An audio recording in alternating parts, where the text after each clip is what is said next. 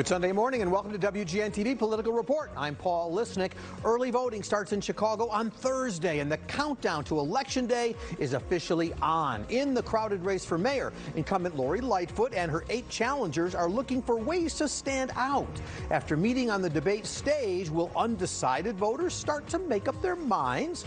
Eric Rung has more. It was clear the 9 candidates trying to be Chicago's next mayor came ready to talk about crime. What we need to do is return to a community policing strategy that has beat cops on every beat. Take the handcuffs off the police and put on people who was actually doing it. We need to listen more to our youth. What you're going to hear on this stage is the same old talking points from 40 years ago that has failed. I recognize that people in the city don't feel safe. Lightfoot tried to not only draw a distinction between herself and her opponents, but defend her first-term record, a record challengers went after. The CTA has failed across the board and it needs new leadership. I would call for a state of emergency in the first 100 days so that we could deploy social workers. Spending $30 million on security dogs like this is 1960 George Wallace's Alabama is a problem. While Lightfoot pushed back on attacks, she also highlighted what she believes her leadership has brought to Chicago. International household names are coming to Chicago. Kimberly-Clark, Kellogg, Google. These are companies that could be anywhere in the world, but they're coming here and making significant investments. But like almost every question in this debate, her opponents circled back to crime. We can stop the bleeding by making Chicago a safer city. We saw it with Boeing. We're seeing it with the Bears. We're seeing it with mom and pop shops. Another business the candidates debated was the Bears' future in Chicago. We definitely need to keep the Bears here. We're not done yet. We're not letting the Bears go. Bears, if you're listening, let's talk. Let's talk about other locations in Chicago as well. Bring another team here. Joining me now is Professor Stephen Maynard Caliendo. Stephen, good to see you. Hope all is well. Good morning. It's great to see you too. So we saw the candidates come together for a debate, and the number one question was crime. Mayor Lightfoot's approach was, I know people don't feel safe, but crime is down. Willie Wilson's suggestion that we got to take the cuffs off the cops and let them do their thing. I'm wondering which of those views, if either, taps into the current Chicago view.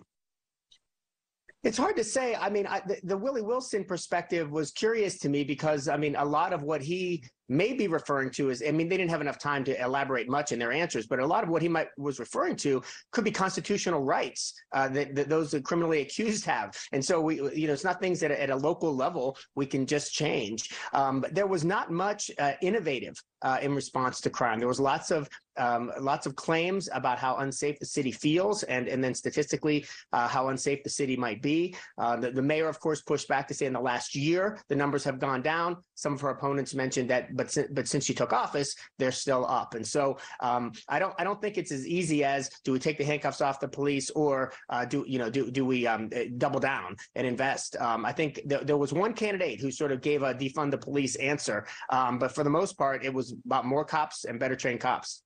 And for Paul Vallis, he's trying to position himself as the pro-cop candidate, and certainly focusing on crime in almost all of his ads, got the endorsement of OP.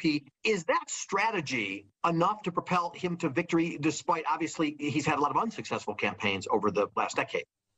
Yeah, it's probably wise to pick one issue and try to be known in a field of 9 as the candidate who focuses on one thing or another. There are a number of issues, the salient issues that we have to consider in the city of Chicago. And so, with limited funds, with limited time for campaigning, focusing on one issue or another is not a bad idea. Now, with the question you're really asking me, though, is that the one that's going to bring Vallis into the top 2? And that's a hard thing to answer. I really think what's going to help bring Vallis into the top 2 is votes for Chuy Garcia, who joined the race late, of course, and votes for Lightfoot sort of being split. And that gives a path, I think, for Vallis to move through. Yeah. And of course, you've got to follow the money. And right now, Willie Wilson, of course, funding his own campaign, so he's got the top dollars. But Garcia, Vallis, Brandon Johnson, all of them at the upper end of the list in terms of getting money. So the other candidates really needed a breakout moment during the debate. Anybody get that? I didn't see it. Brenda Johnson's the other interesting candidate that you mentioned because of the endorsement of the teachers unions. And so that's a powerful endorsement. Chewy, of course, has endorsements of other important unions. But if Johnson is a candidate who most people doesn't have much name recognition in the city, citywide, but has the money to get on TV, has been on TV a little bit, and that endorsement from the teachers union might help a lot. Now, I pull Lightfoot out separately when it comes to the money discussion, because when you look at prior incumbents, Rich Daley, Rahm Emanuel, they always had huge war chests going into a campaign. Lightfoot has been spending more than she's taking in, but her comment has been, hey, it's wartime. Of course I'm going to spend a lot of money. But what does that tell us that she's spending more than she brings in? That she's really nervous, and she ought to be, and not because I think she's particularly vulnerable, but any incumbent is vulnerable unless everything's going great in the city, and in a city this size, that's never going to be the case. She doesn't need the name recognition, and so that's the difference, right? Is that almost everybody in the city knows her name, whether they have an idea about what she has done or what kind of a mayor she's been is a different story, but they know who she is. And so does Vallis, and so does Garcia, but many of these candidates do not have name recognition, and so getting on TV is particularly important for them. But I would tell you, and I think to your question, Paul, I thought Mayor Lightfoot was defensive in a good bit of the debate last night, which is pretty consistent with some of the ads that we've seen come out of her campaign in the last couple of weeks. And so I think her internal poll is telling her it's battle time. Yeah, and also I think monitoring how she attacks other candidates, because part of this is the reputation of her being as difficult to work with. So perhaps she was trying to avoid that. A lot of people saw Chuy Garcia when he entered the race as a top contender, even though he was the last to get in. But a big organization like the Chicago Teachers Union, they're already behind Brandon Johnson. So which way do you see progressive voters shifting? It'll be real interesting, and I hope we have some good exit polling. I'm hoping some of the universities in town are doing some exit polling so we can drill down on that after Election Day, because this is one of the problems with entering the race late. I mean, I think we talked about this, Paul. There's two problems, right? One is you're behind on fundraising, but number two is if endorsements have already racked up, people aren't going to, even if the group likes you better, they're not going to unendorse somebody and re-endorse somebody else. And so, coming into the conversation a little bit late is a little bit risky. Although, Chuy, because of his name recognition, because he's run before, because he's a member of U.S. Congress, has a lot to ride on terms of his coattails of what he's done before. And so I don't think it was that much of a problem, but if we're gonna hold endorsements up against each other, he certainly came in too late for some of those.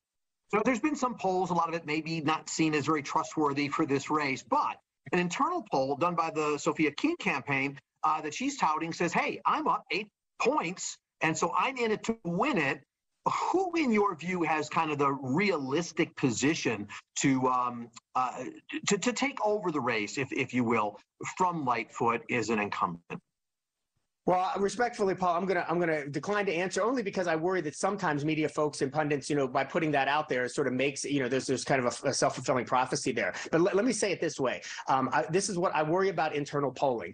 And I worry about internal polling, particularly when it's leaked or when it's used. In other words, we know how to manipulate polls. We know how to ask questions in particular ways. I could certainly write a poll for any of those candidates that would have a good chance of showing them a much higher lead than a more objective poll would have. I'm not suggesting that the poll that you're mentioning has done that. I haven't seen it, but anytime a candidate is letting their internal polls public, that's not what internal polls are for. So I mentioned the Lightfoot internal polls, where they're probably seeing that they're further behind than they'd like to be. They're not letting those out, right? Because that could have an effect on the race itself. So I'm not going to answer the direct question, and I think you know why. But I will say that I worry a little bit about somebody touting internal polls, because there could be a reason for that.